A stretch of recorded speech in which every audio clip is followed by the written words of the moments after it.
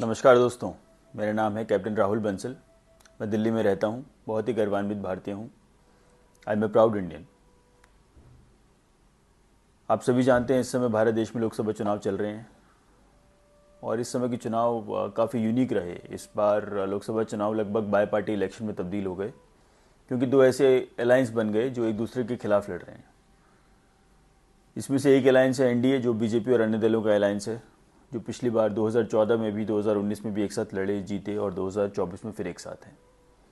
दूसरी तरफ है लगभग वो सभी पार्टियां जो एक दूसरे के खिलाफ लड़ती आई हैं, आज तक एनडीए के खिलाफ लड़ी हैं, परंतु इस बार सभी इकट्ठी हो गई हैं और इनका मुख्य उद्देश्य है मोदी जी को हराना। ये ऐसा मैं नहीं बोल रहा हूँ, ये खुद ही मानते हैं कि हम इकट्ठे हुए हैं और हमारा मुख्य उद्देश्य है मोदी जी को हराना, इसीलिए हम इकट्ठे हुए हैं। अब जो दो अलायंस बन गए, चाहे कुछ भी उद्देश्य रहे हों, उन्होंने अपने अपने वादे तो रखे ही। अब ज़रा देख लेते हैं इन्होंने क्या वादे किए। एक तरफ है एनडीए, उसने बोला कि आप हमें वोट दीजिए, हमें जिताइए, क्योंकि हमें बनाना है भारत को तीसरी सबसे बड़ी अर्थव्यवस्था, third largest economy of the world. हमें बनानी है भारत की 5 ट्रिलियन इकोनॉमी। हमें बनाना है आत्मनिर्भर भारत। हमें बनाना है भारत को विकसित देश, डेवलप्ड नेशन बाय 2047, 2047 तक। इन्होंने हमें 25 साल का विजन दिया। और हमें देनी है सबको आयुष्मान योजना, which is like health insurance for all. वादे और भी थे, परंतु इन्हीं को मुख्य वादे मान लेते हैं अभी। और इनके सामने हैं बाकी वो सभी दल जो इकट्ठे हो गए हैं, उनका नाम उन्होंने रखा है इंडिया अलायंस। इंडिया, बट ये चाहते हैं कि हम इनको इंडिया अलायंस बोलें, तो चलो ठीक है, कोई बात नहीं, इंडिया अलायंस। तो इनके मुख्य वादे रहे, ये बोलते हैं कि हमें करनी है जाति जनगणना। और जाति जनगणना करने के बाद क्या करेंगे, जब भी पता लगाएंगे कि कौन सी जाति की कितनी पॉपुलेशन है, कितनी जनसंख्या है, अगर वो जनसंख्या उनके रिजर्वेशन के हिसाब से ज़्यादा हुई तो उसका रिजर्वेशन बढ़ा देंगे। जो इसमें इनको कोई संकोच नहीं है कि रिजर्वेशन की जो 50% लिमिट है उसको भी चेंज करना पड़े तो ये तैयार हैं उसके लिए। 50 को 60, 70, 80 जितना भी करना पड़े कर देंगे।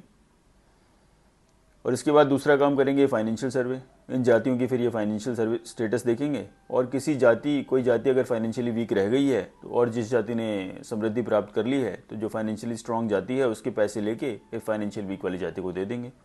इससे हो जाएगा फाइनेंशियल डिस्ट्रीब्यूशन। इसके बाद ये करेंगे आर्टिकल 370 जो जम्मू कश्मीर से हटा दिया गया है, उसको फिर से लगा देंगे वहाँ पे। ये चुनावी वादा है इनका, बोला है इन्होंने। उसके बाद ये करेंगे कि जो अग्निवीर स्कीम है उसको फाड़ के फेंक देंगे। भाषण में बोला इन्होंने कि जिस दिन हमारी सरकार बनेगी तो सबसे पहला काम हम ये करेंगे, जो अग्निवीर स्कीम है उसको फाड़ के फेंक देंगे। फिर ये बोलते हैं मोदी तानाशाह, अगर ये जीत गया तो ये डेमोक्रेसी ख़त्म कर देगा, लोकतंत्र ख़त्म कर देगा, इसके बाद दोबारा कभी इलेक्शन ही नहीं होंगे। लगभग ऐसा ही, बिल्कुल एग्जैक्टली ऐसा ही उन्होंने बोला था 2019 में भी, कि अगर मोदी इस बार इलेक्शन जीत गया तो तानाशाह हो जाएगा, वो राजतंत्र आ जाएगा, लोकतंत्र खत्म हो जाएगा, डेमोक्रेसी खत्म हो जाएगी, फिर कभी इलेक्शन होगा ही नहीं। फिर इलेक्शन जीते मोदी जी, ये बुरी तरह हारे, मोदी जी की सरकार बनी। 2020 में फिर दिल्ली में इलेक्शन हुए, उसके बाद हर स्टेट में इलेक्शन हुए जहाँ भी होने थे। अभी 2024 में फिर लोकसभा के चुनाव हैं। तो किसी मीडिया वाले ने इनसे पूछा कि भाई आप तो बोल रहे थे मोदी तानाशाह है, इलेक्शन जीत गया तो फिर कभी चुनाव ही नहीं होंगे। तो बड़ी बेशर्मी से इन्होंने उसका जवाब दिया कि भाई इलेक्शन में तो ऐसे बोलना ही पड़ता है। मतलब अपने मुंह से माना कि हम झूठ बोल रहे हैं और हम फिर से दोबारा झूठ बोल रहे हैं, और हम तो ऐसे ही बोलेंगे, कर लो क्या करोगे, इलेक्शन में तो करते ही ऐसे। चलो, इसके बाद इन्होंने एक और वादा किया कि जितने भी बेरोज़गार लोग हैं देश में, उन सबको हम 8,500 रुपये महीना देंगे, ठकाठक, और इससे हो जाएगी गरीबी दूर। चलो एक बार देख लेते हैं क्या ये 8,500 रुपये दे पाना पॉसिबल है क्या किसी भी सरकार के लिए। तो देखने के लिए बड़ा सिंपल है कि हमारे देश में एक रूल है जिसको बोलते हैं मिनिमम वेजेस एक्ट। ये एक स्टेट का इशू है और हर स्टेट अपने अपने स्टेट के हिसाब से मिनिमम वेजेस तय करती है कि किसी भी इंसान को आप कितने पैसे दे सकते हो उससे काम करा के। तो इसमें सबसे निचले स्तर पर होता है minimum wages of an unskilled labour. किसी भी व्यक्ति जिसके पास कोई हुनर नहीं है, उससे पूरा महीना काम करा के कितने पैसे दे सकते हो। तो आपको जानकर हैरानी होगी, ये 8,500 रुपये महीना देने की बात कर रहे हैं बेरोज़गार लोग को। बहुत सारी स्टेट्स में minimum wage of an unskilled labour अभी भी 8,500 रुपये से कम है। एक बहुत बड़ी स्टेट है राजस्थान, बड़ी है इसलिए नाम ले रहे हैं। राजस्थान में मिनिमम वेज, न्यूनतम आय एक श्रमिक की 8,500 रुपये से कम है। तो क्या ऐसे माहौल में जब पूरा महीना काम करने के बाद 8,500 रुपये से कम मिलते हैं, किसी भी सरकार के लिए बिना काम कराए 8,500 रुपये महीना लगातार दे पाना पॉसिबल है? इसमें कुछ सोचने वाली बात ही नहीं है, हो ही नहीं सकता है। परंतु बस बोल दिया, क्योंकि चुनावी वादा है, वादा करने से क्या फ़र्क पड़ता, सरकार तो बननी नहीं है।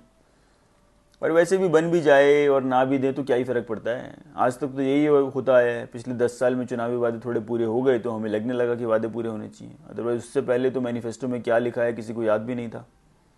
वही आदत इनको अभी भी पड़ी है। तो अब आप खुद ही देख सकते हैं कि कौन से अलायंस के वादे प्रोग्रेसिव हैं, कौन से अलायंस के वादे रेग्रेसिव हैं, कौन देश को आगे लेके जा सकता है, कौन देश को पीछे लेके जाएगा। परंतु ऐसे वादे करने के बावजूद भी जैसी हालत इंडिया अलायंस की इलेक्शन शुरू होने से पहले थी, आज उससे बेहतर स्थिति में है। कोई बहुत अच्छी नहीं है, परंतु उससे बेहतर है, कुछ वोट मिल रहे हैं। तो कौन लोग हैं जो इनको वोट दे पा रहे हैं? क्या कारण है ये वोट मिलने का? मेरी नज़र में इसका एक मुख्य कारण जो मुझे दिखता है वो है पैसा। जिस बेचारे व्यक्ति के पास पैसे नहीं हैं और उसको बोला जाए कि भाई मैं आपको पैसे दे दूंगा, तो वो क्या करेगा? वो आपके पीछे हो ही लेगा। उसके पास तो कोई साधन नहीं है पैसे का, अभी उसके पास पैसे नहीं है।